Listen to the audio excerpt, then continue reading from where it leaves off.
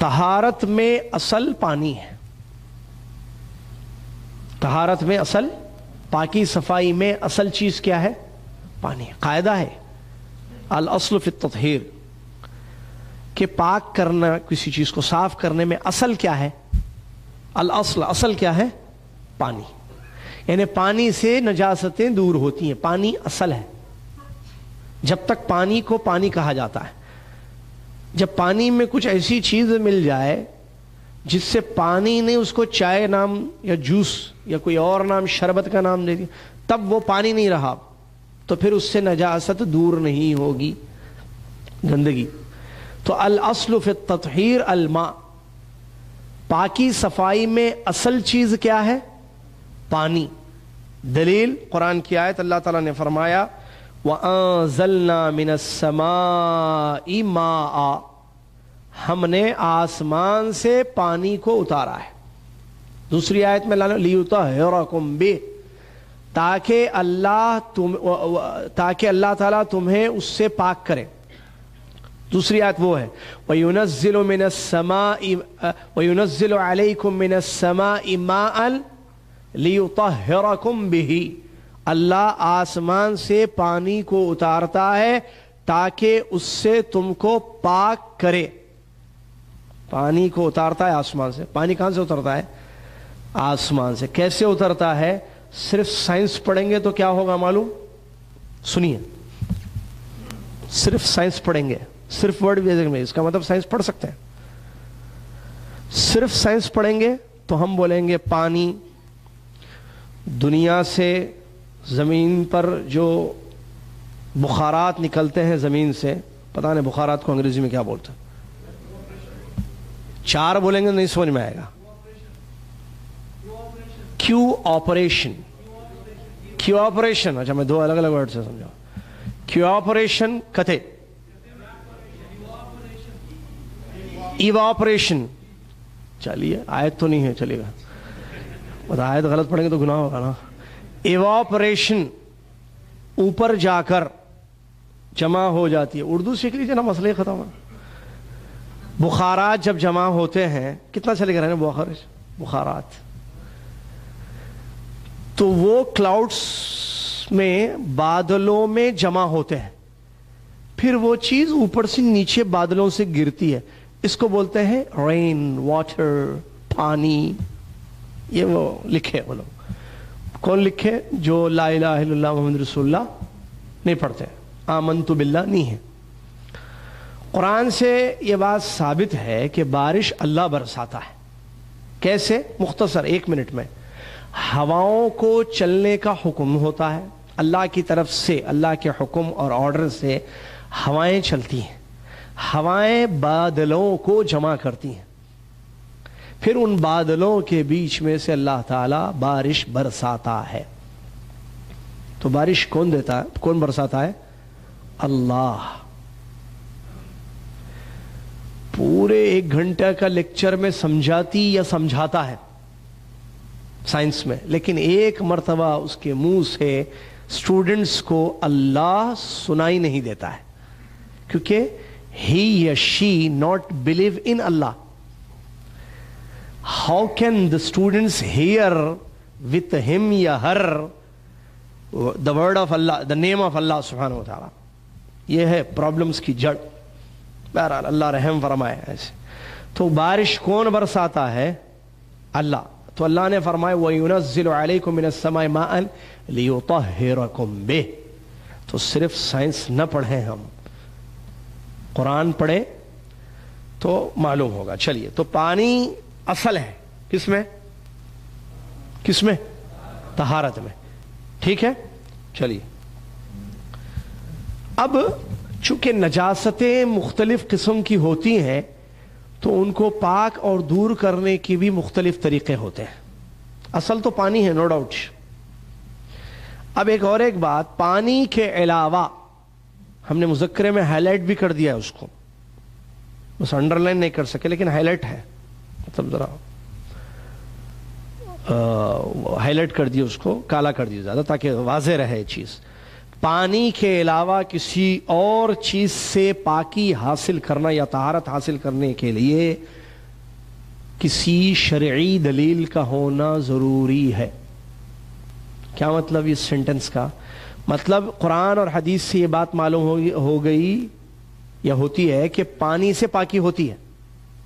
اب پانی کے علاوہ کسی اور چیز سے، جیسے زمین سے یا کسی تھنگ سے، کسی چیز سے طہارت ہو سکتی ہے، اس کے لیے کیا چاہیے؟ دلیل، دماغ نہیں۔ ارے دماغ کہتا ہے بھائی دماغ کہتا ہے نہیں، دل دماغ نہیں، دلیل چاہیے۔ دلیلیں کتنی ہیں؟ 4: قرآن، حدیث، قیاس، اجماع۔ مذکر میں نہیں ہے، یہ ذہن میں رکھیے۔ دلیلیں 4 ہوتی ہیں۔ قرآن میں جو ہے وہ دلیل ہے، صحیح حدیث میں جو ہے وہ دلیل ہے، اور قیاس صحیح وہ دلیل ہے، اجماع وہ دلیل ہے۔ ٹھیک ہے، خالی اتنا ذہن میں رکھیے، کتاب، سنت، قیاس اور اجماع۔ چلیے اب اس سلسلے میں پہلی بات کہ اگر کتا، ہم نے بتایا کہ کتے کا لعاب نجس ہے، تو کتے کا لعاب اگر پڑ جائے برتن میں، کتا منہ ڈال دے برتن میں، اچھا دیکھیے یہ آپ مسئلے جو سیکھ رہے ہیں تو بعض لوگ یہ نہ سمجھیں کہ بھئی آج کل کتے کہاں ہیں، تو ہم بولیں گے آپ کون سی دنیا میں ہیں، کتنے کتے دکھاؤں آپ کو میں؟ کتے ہی کتے ہیں، یوٹیوب کھولو کتے، وہ کھولو کتے، گھروں میں کتے۔ کتوں کی اہمیت انسانوں سے زیادہ ہے بعض لوگوں کی زندگی میں۔ انسان کی زندگی میں انسان کی اہمیت زیادہ، اور کتے کی زندگی میں کتے کی اہمیت زیادہ۔ انسان سے پیار کرتا ہے، جانور سے پیار کرتا ہے۔ نہیں سمجھے شاید بھئی، بعض لوگوں کے نزدیک انسان سے زیادہ جانور کی اہمیت ہے۔ تو مسئلہ یہ وہ ہے کہ بھئی یہ پھر پکا مکمل انسان نہیں ہے اس کا مطلب۔ بھئی انسان سے پیار کرتا ہے، جانور الجنس یمیل الی الجنس عربی میں بولتے ہیں۔ اب دیکھیں مرد کو لائک کرتا ہے، آدمی، عورت، بچہ۔ دیکھیے بچوں کو بچوں کے ساتھ رکھیے، کیسے رکھے؟ ایک بوڑھے آدمی کو بوڑھے آدمی کے ساتھ رکھیے، جوان لڑکے کو جوان لڑکے کے ساتھ، لڑکی ہے جوان لڑکی مل جائے، سہیلیاں ہو جائیں گی، بات نہیں ہوں گی، ہے نا؟ وہ ایک ہے فطری طور پر۔ تو ایک کتا ہے، دوسرا کتا رکھیے، وہ دونوں آپس میں دیکھیے، مرغی کے ساتھ مرغی کو رکھ دیجیے، ہے نا؟ بلی کے ساتھ بلیوں کو رکھ دیجیے، جنس ایسا ہوتا ہے۔ لیکن اگر انسان کو ہم دیکھ رہے ہیں، انسان سے زیادہ جانور سے پیار، اس کو چاٹتا ہے، وہ اپنے آپ کو چٹاتا ہے، پتہ نہیں کیا کیا، نعوذ باللہ، تو اس کا مطلب کچھ ہے،